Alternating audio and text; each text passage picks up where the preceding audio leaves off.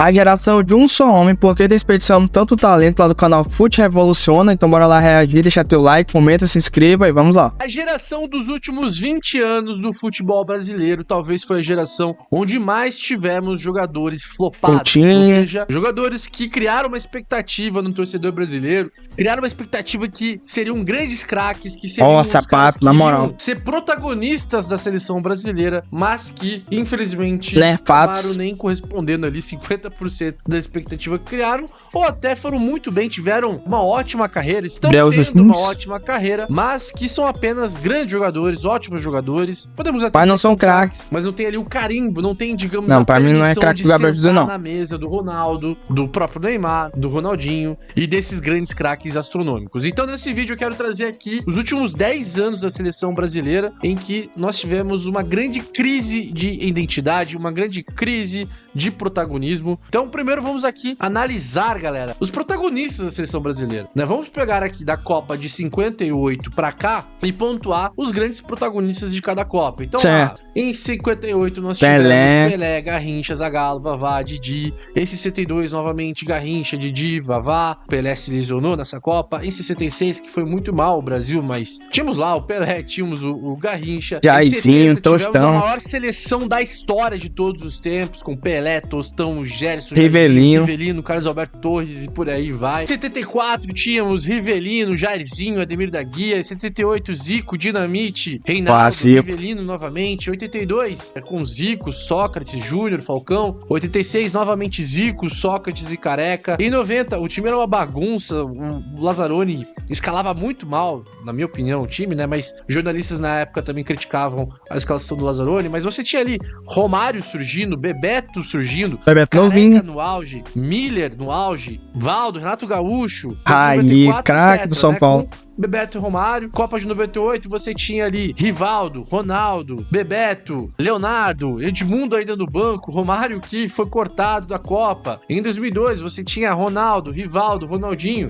Romário, mais uma vez cortado da Copa. Roberto Carlos, que nesse período, Roberto Carlos até concorreu ao prêmio de melhor do mundo, sendo lateral esquerdo. Foi segundo lugar, né? Você tinha Zé Roberto, Kaká, Ronaldinho, Ronaldo, Robinho, Adriano. Chega 2010, que na minha opinião começa a ter o que eu chamo de a pior transição da história de uma seleção, porque nós vivíamos o auge do futebol, o Brasil de 2006, mesmo fazendo o fiasco que fez, só tinha craque, mano, de ter perdido pra França, mas o modo como foi, né? Aquela festa toda na preparação da seleção brasileira para a Copa do Mundo de 2006, mas o modo como as grandes referências da seleção brasileira, a gente acabou tendo ali a perca de referências. Então, em 2010, ainda a gente tinha o Kaká, que foi pra Copa lesionado, e nós tínhamos o Robinho, que o Robinho vivia uma grande fase naquela época, que já dá pra ver que começa a haver uma escassez. Por opção do Dunga, ele não quis levar o Ronaldinho, o que eu acho foi um grande erro. Também porque acho. o Ronaldinho, por mais que, cara, não era mais o Ronaldinho do Barcelona, ele tava jogando muita bola no Milan. E tinha o Adriano, que em 2009 foi muito bem no Flamengo, né, poderia ter levado ele pra ser reserva, no lugar do Grafite ou no lugar do Kleberson. A gente viu como nós não tínhamos banco de reserva na Copa de 2010. Aí nós vamos para 2014, Copa aqui no Brasil, seleção brasileira jogando em casa. Aqui o Adriano praticamente já estava aposentado. 2014 o Ronaldinho já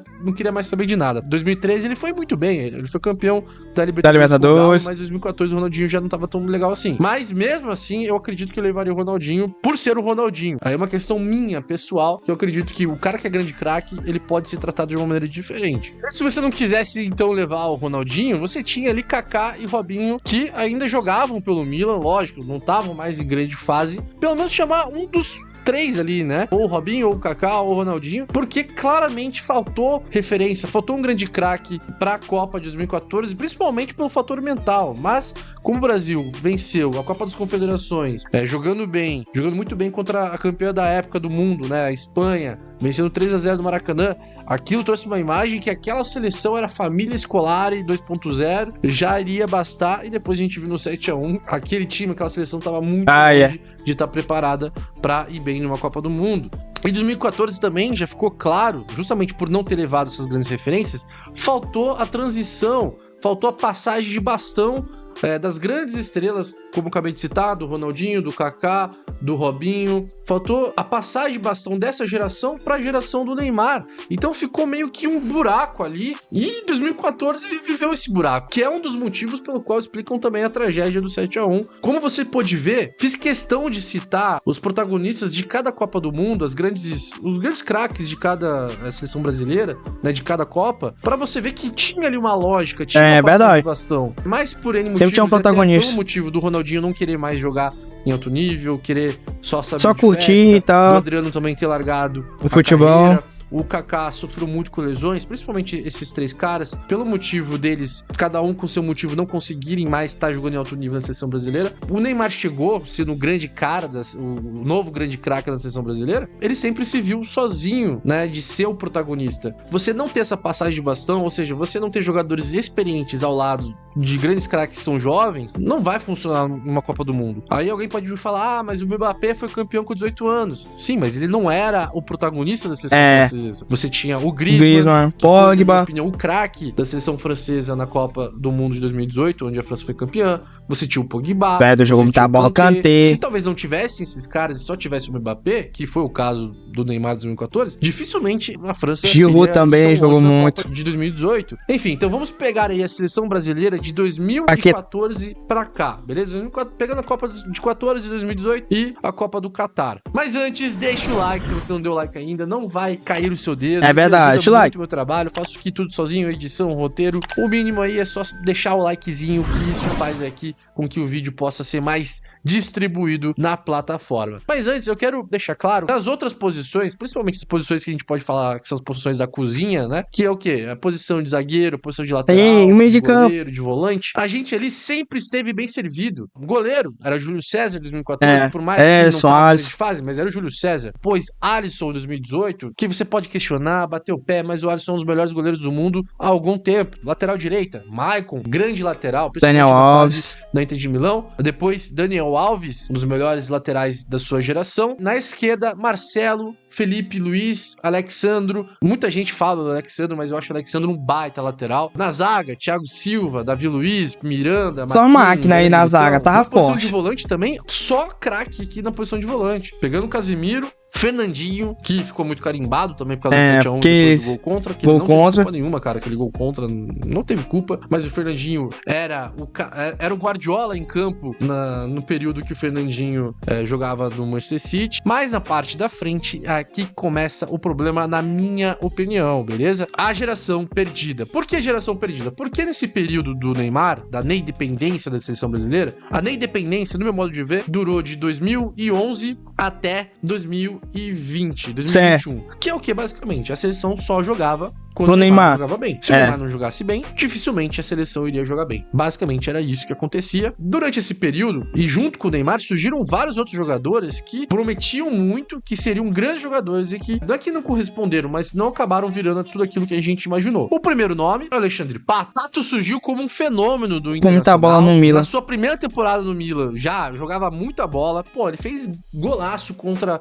Barcelona, fez gol no Santiago Bernabéu enfrentando o Real Madrid pelo Milan, fez ótimas atuações em Liga dos Campeões, ótimas atuações pelo Campeonato Italiano, era convocado nesse período na seleção brasileira, ainda ele era muito jovem, tinha uma média de uma participação de gol a cada 2 jogos pelo Milan. Tá bom. Fora isso, antes, né, que eu acabei não falando, no Inter, ele foi campeão mundial com o Internacional, todos os fatores que mostravam que esse garoto ia se tornar uma lenda, né? Bola, um fenômeno. Só que, depois das lesões, a partir ali de meados de 2010, 2011, as lesões foram agravando, o Pato começou a ter várias lesões em sequência, era comum o Pato ficar ausente, teve um período ali que ele quase ficou 1 ano fora, sem jogar, praticamente ele ficou parado na temporada 2011-2012, aí depois ele retornou, foi vendido pro Corinthians, foi até uma aposta do Corinthians, né, porque ele vinha bichado, entre aspas, né, não tava conseguindo jogar com frequência no Milan, e o Corinthians acreditava que poderia recuperar fisicamente o futebol dele, né? Pato. Enfim, não correspondeu, inclusive eu acho que o Pato até aquele pênalti lá, menos corintiano que já jogou no Corinthians, porque é um cara que aí entra um outro ponto do Pato, né? Fora as suas lesões, um outro ponto que sempre prejudicou a sua carreira, e isso sempre foi nítido quando ele dava entrevistas, é que era um cara que vivia numa bolha. Conseguia se conectar com os torcedores, justamente por viver numa bolha desde os, 16 anos de idade, super protegido. Isso fez com que ele não entendesse, às vezes, a dor do torcedor. Não era um cara que dava a vida ali em campo, não era um cara que ia dar um carrinho, né? Um cara que tá ali com a bola. E tudo bem, faz parte, né? Tem jogadores que são assim, mas entregam na parte técnica. E aí nem na parte técnica ele tava entregando, né? Então, o Pato não chegou nem de perto a ser o Pato do Milan, o Pato quando surgiu no Internacional. Teve ótimos momentos ali no São Paulo, foi bem no Vila Real, aí depois foi vendido pra China, e depois ele, na sua carreira, focou só realmente em Mas ele também jogou bem no Orlando City, né? Então, lá nos Estados Unidos. Uma grande decepção. Outro cara é o Paulo Henrique Ganso. É uma decepção parecida com o que eu tenho com o Pato, só que o Ganso correspondeu mais pro futebol. Por quê? Porque o Ganso, tem 2 Libertadores. Ele é ídolo aí no Fluminense. Lá atrás, no ele Santos, é ídolo do Santos também. Foi campeão da Libertadores com o Santos, foi campeão da Copa do Brasil. O Ganso, ele é um pouquinho mais velho que o Neymar, então ele surgiu pro futebol ali por volta de 2008, 2009. E o Ganso, em 2009, já comia a bola, já jogava muita bola. Em 2010, o Ganso atingiu seu ápice. Tanto que, na Copa de 2010, muita gente criticou fortemente o Dunga. O Dunga era constantemente cobrado pela imprensa, de maneira geral, pelo fato dele não ter convocado o Ganso. O Ganso e o Neymar, né? Mas principalmente o Ganso. O Neymar até era compreensível ele não levar, porque o Neymar surgiu ali em um período muito curto pra Copa do Mundo. Ele já tinha ali 1 ano e meio, pelo menos, jogando em alto nível. Então dava pra ter levado o Ganso. Depois que o Dunga saiu, depois da Copa de 2010, veio o Mano. Com o Mano, o Ganso teve oportunidades na seleção brasileira. Só que, novamente, mais um jogador que teve problemas com lesão. Depois ali de 2011 pra 2012, o Ganso chegou a ficar 6 meses fora, com um problema no joelho. E depois da lesão, foi nítida a queda técnica do Ganso. E a impressão que ficou é que o Ganso ficou mais lento ainda depois da lesão. Ficou muito lento mesmo, exatamente. Dificuldades físicas, né? Você via isso. Só que, na minha opinião, no São Paulo, ele já voltou ali a alcançar, e teve partidas no São Paulo que ele fez no mesmo nível quando ele jogava no Santos. Protagonista de um São Paulo limitado, que foi até semifinal da Libertadores, eu não lembro qual ano exatamente, acho que 2015 ali, mas ele fez ótimas partidas no São Paulo. Só que, na minha opinião, e aí é a minha opinião, tá? Minha opinião. O Ganso, tecnicamente, de bola, de visão de jogo, de enfiar um passe, né, de lançamento, de bater de trivela, né, de ter controle de bola, de até driblar no espaço curto, eu acho que o Ganso não deve nada em bola, tecnicamente, pro Modric e pro Toni Kroos, por exemplo, os grandes meias do futebol mundial. Agora, o que sobra em inteligência tática, o que sobra em posicionamento, o que sobra condição física, você vê Modric correndo aí com 38 anos. Eu achei demais, 38 anos corre muito. E liderança no Kroos, você vê que falta isso no Ganso. O Ganso, no meu modo de ver, na minha opinião, como eu já disse, quando ele foi pro Sevilha, ali ficou muito claro que o Ganso, ao invés de querer se matar pra ser um meia intenso, um meia que é o que o mercado pede, que é o meia central, ritmista, que dita o ritmo, como o Thiago Alcântara, como os caras que eu citei aqui, ao invés de ser esse cara, que é o que o futebol pede, ele preferiu ser um 10, um pouco mais preguiçoso, entre aspas, com menos intensidade, e jogar no Brasil. Ele fez essa escolha, no meu ponto de vista, porque eu acho que o Ganso poderia muito bem ter escolhido essa outra opção e querer continuar jogando na Europa. Aí são escolhas do jogador, e óbvio que a lesão influenciou, com certeza a lesão que ele teve lá no período do Santos influenciou em muito, mas eu não acho que é só lesão, acho que é questão de cabeça também. Não que ele se incomodou, porque jogar também em alto nível no Brasil não é fácil. Ter mais liberdade, digamos assim, do que ficar na Europa e querer voltar para a seleção brasileira. Enfim, é a minha percepção. Se você discordar, deixe nos comentários a sua opinião. Vamos agora para o Oscar, outro meia-campista. Jogava muito, altos e baixos. Fala Surgiu sério. bem no futebol. O jogo de estreia do Oscar, de uma Liga dos Campeões no Chelsea, é metendo um golaço do meio da rua no ângulo contra a Juventus. E dando um drible no gol, pra mim, pilo. muito marcante. Começou comendo a bola no pilo Chelsea. mesmo. Começou muito bem no Chelsea. Na seleção brasileira, ele fez vários ótimos jogos. Inclusive, eu acho que até ele fez uma Copa ok para bom, 2014. Então, assim, eu via muito potencial. E lembrando, ele tinha só 21 anos. Era um jogador em formação. Então, eu enxergava muito potencial no Oscar. Depois ali, o próprio Chelsea começou a viver muitos problemas, né?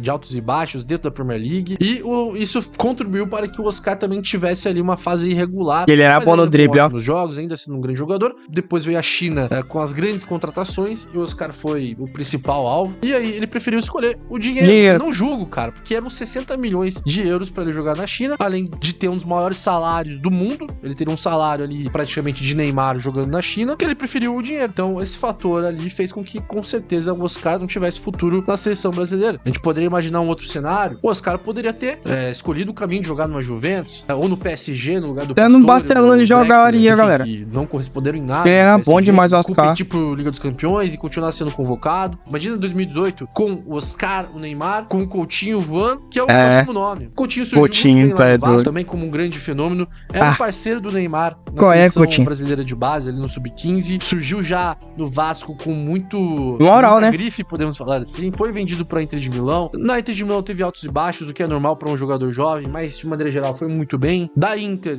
tão bem que foi vendido pro Liverpool. No Liverpool, o Coutinho viveu a sua fase. Ali sim, o Coutinho era o protagonista do time, um dos principais jogadores do time, era ídolo da equipe, era um dos principais jogadores da Premier League, fazia bons jogos também na seleção brasileira, foi muito bem na Copa 2018, ele foi o melhor jogador da seleção brasileira nessa Copa. Eu senti que ele queria ser esse cara também, além do Neymar, na Copa 2018, e então um cara que, durante um breve momento desse período de dependência do Neymar da seleção brasileira, o Coutinho foi protagonista tanto quanto o Neymar, que foi o período da Copa 2018. Era bom demais essa dupla aí. 2018, teve algumas lesões, não conseguiu mais corresponder e ter o mesmo futebol que ele teve no Liverpool. No Barcelona, ele até teve bons jogos, os lampejozinhos e tal. Rendimento, depois foi emprestado pro Bayern de Munique. O Bayern de Munique também teve ali alguns jogos que ele foi bem, foi campeão da Liga dos Campeões, teve bons momentos na equipe alemã, mas nunca mais voltou a ser o Coutinho que a gente viu no auge. A gente nunca mais viu aquele Coutinho sendo o cara, o grande craque. A gente começou a se acostumar a ver o Coutinho como realmente um grande jogador, ótimo jogador, mas não dá mais pra considerar que o Coutinho vai ser o grande craque, não vai ser mais o cara do time. E depois foi pro Aston Villa, agora tava no Qatar e agora tá até conversando com o Vasco. Enfim, o Coutinho... Quem sabe atualmente ele foi pro Vasco, né, galera? Até o momento ele tá jogando... É assim, no Vasco e tal. Um fazendo jogos bons e outro no Smart. Até agora acho que esse lugar ele fez nenhum gol ainda pro Vasco. Então ele tá no mais ou menos, mas é um cara que tinha um grande talento, mano. A gente achou que viraria craque assim de bola, junto ali com o Neymar, e acabou que não chegou a ser isso, né? Mas outro bom jogador que não conseguiu chegar ao auge que a gente achou, né? É triste. Coutinho pra mim foi uma grande decepção, porque a gente chegou a ver o Coutinho jogar bola de verdade, né? Na seleção brasileira, no futebol europeu, e chegou, talvez, aqui de todos os nomes que eu citei, o que mais se aproximou, em termos de ser protagonista do Neymar na seleção brasileira, ao lado do Neymar. Isso o aí. último nome que eu vou trazer aqui é o Gabriel Jesus. O Gabriel Jesus só não joga na seleção. Em 2014 ele ainda era um menino. Na seleção ele não joga nada. Mas agora nos clubes dele, no Manchester City jogou muita bola, no Arsenal jogou muita bola, lembra que ele tava no Palmeiras, jogou muita bola. Só não dá certo a seleção brasileira, que não dá pra acreditar como ele não consegue jogar na seleção brasileira. É incrível. Ele jogou 2 Copas, não jogou nenhuma das Copas boas, na moral. Tinha 14 anos, 13 anos. Tinha aqui a famosa foto lá do Jesus pintando as ruas da sua comunidade pra Copa de 14. E 4 anos depois ele era o centroavante da seleção brasileira na Copa do Mundo da Rússia. Durante esse período, o Jesus era um fenômeno na base do Palmeiras. Até algo um pouco similar aí ao que o Endrick viveu. Só que o Endrick foi mais precoce ainda que o Jesus. Mas o Jesus subiu com 17 anos no profissional. Subiu já sendo um jogador importante pro time. Foi campeão da Copa do Brasil em 2015. Em 2016 foi o ano dele no Palmeiras. Foi o craque do Brasileirão. Era o craque do Palmeiras no título do Palmeiras do Campeonato Brasileiro. Chamou tanta atenção que foi vendido pro Manchester City, do Guardiola. Chegou muito bem. Parece que não sentiu o peso de jogar no futebol europeu. Chegou muito bem no Manchester City do Guardiola. Tinha uma ótima média de participação em gols no Manchester City. E ele era um cara muito versátil. Tão versátil que talvez ele perdeu a principal característica da função de centroavante, que é ser um fazedor de gols, porque é um cara que se movimenta, é um cara que briga, que vai morder, que vai fazer pressão no adversário. Ele é um cara que pode jogar de ponta, pode jogar de segundo atacante, se movimenta a todo instante, é muito rápido, é muito habilidoso, dribla bem, tem ótima qualidade técnica, até tem qualidade de finalização, mas eu acho que pra você ser um centroavante, um grande centroavante, você precisa ser fominha.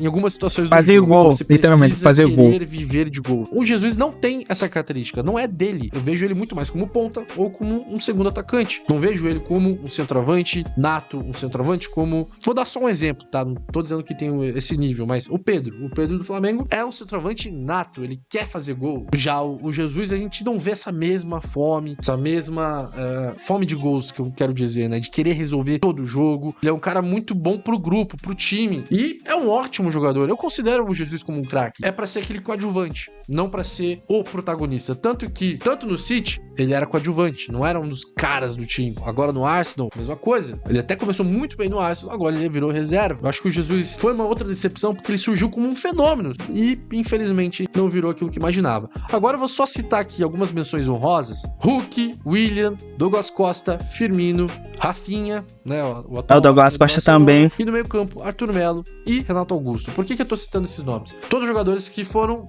frequentemente titulares na seleção brasileira, que eram todos ótimos jogadores. Pô, todos aqui são jogadores de peso, mas esses caras, infelizmente, eles nunca deram um salto a mais. Né, são todos ótimos jogadores, mas o salto a mais de querer resolver, de querer ser protagonista, né, então não conseguem também, porque é difícil, é raro, são jogadores raros, aqueles jogadores que são realmente protagonistas e que resolvem jogos, mas são todos jogadores que infelizmente não conseguiram alcançar esse status de serem protagonistas da seleção brasileira. Chega a Copa 2022, onde eu acho que acaba a dependência do Neymar, porque o Neymar se lesionou, e a gente fez aí a maior parte da Copa sem o Neymar, da fase de grupos, né? Depois o Neymar entra nas oitavas, e aí entra o grande erro do Tite, na minha opinião, que em nenhum momento o Tite colocou Neymar, Vinícius Júnior e Rodrigo ao mesmo tempo. É verdade. Então, que eram os três que mais jogavam bola ali no meio pra frente da Copa 2022. Eu acho que foi o principal erro, na minha opinião, do Tite nessa Copa. Mas aí a gente já conseguia ver o Vini Júnior, principalmente sendo protagonista do Real Madrid, o Rodrigo também sendo protagonista do Real Madrid, e os dois jogando muita bola no principal clube do mundo. A gente começou a ver que,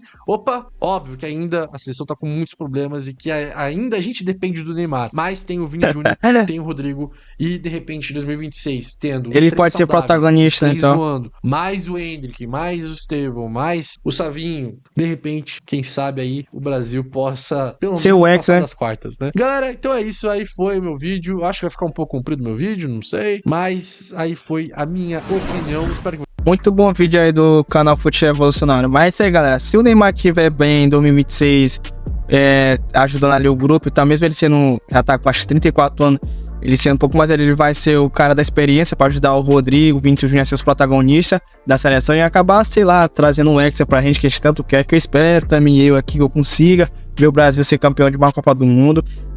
Então é isso, espero que vocês tenham gostado do vídeo de hoje. Deixa teu like, comenta, se inscreva, me siga também no Instagram que vai estar aqui embaixo. É isso, obrigado por ter assistido, valeu, até a próxima, fui!